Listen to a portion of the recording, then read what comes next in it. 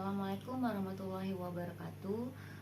Perkenalkan, nama saya Anissa Karunia dengan nomor induk mahasiswa 857043018. Di sini saya akan menjelaskan tentang sistem pencernaan pada manusia.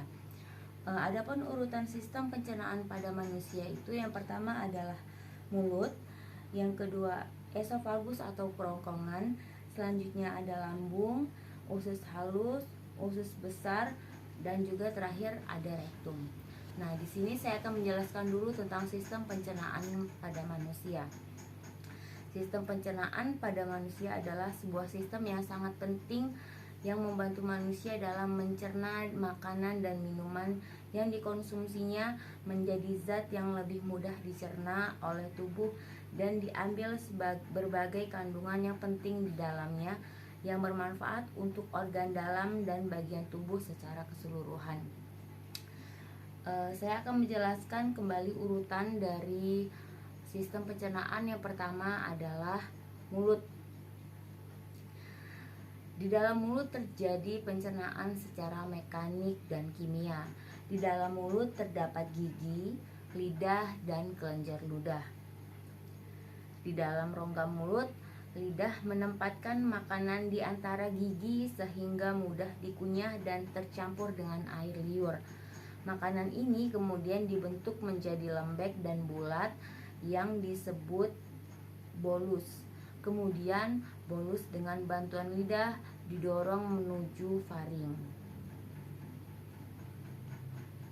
Bagian selanjutnya yaitu bagian kerongkongan atau esofagus. Setelah melalui rongga mulut, makanan yang berbentuk bolus akan masuk ke dalam tekak atau faring. Faring adalah saluran yang memanjang pada bagian belakang rongga mulut sampai ke permukaan kerongkongan. Pada pangkal faring terdapat katup pernafasan yang disebut epiglotis. Dalam melakukan tugasnya, kerongkongan melakukan gerakan yang disebut gerakan peristaltik yang membantu mendorong makanan yang sudah dikunyah supaya bisa masuk ke dalam lambung secara perlahan-lahan. Bagian selanjutnya yaitu adalah bagian lambung.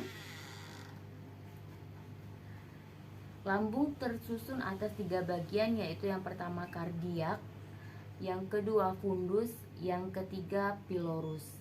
Dinding lambung menghasilkan hormon gastrin dan getah lambung yang berfungsi merangsang dinding lambung agar mengekskresikan getah lambung. Di dalam getah lambung terkandung asam klorida, enzim pepsin, lipase, dan renin. Bagian selanjutnya yaitu usus halus.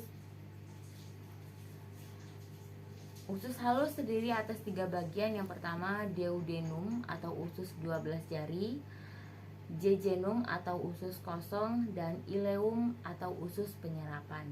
Pencernaan di dalam interstisium juga dibantu oleh pankreas.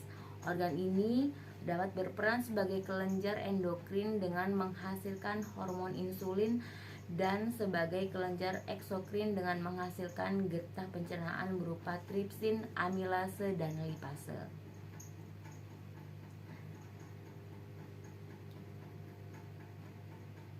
Bagian selanjutnya ada usus besar. Usus besar berfungsi mengatur kadar air pada sisa makanan.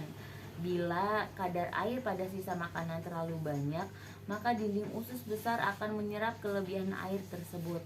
Sebaliknya, bila sisa makanan kekurangan air, maka dinding usus besar akan mengeluarkan air dan mengirimnya ke sisa makanan. Bagian yang terakhir yaitu rektum. Rektum akan berlanjut kepada anus. Pada bagian ujung usus besar inilah yang disebut dengan rektum, yang merupakan jalur yang akan dilalui feses menuju ke tempat pembuangan terakhirnya, yakni anus. Pada saat kotoran memasuki rektum, maka itu artinya tempat penyimpanan feses yang berada di atasnya sudah penuh, dan pada saat itulah kita akan merasakan sakit perut serta keinginan untuk buang air besar. Demikian penjelasan saya tentang sistem pencernaan pada manusia. Terima kasih. Saya akhiri. Wassalamualaikum warahmatullahi wabarakatuh.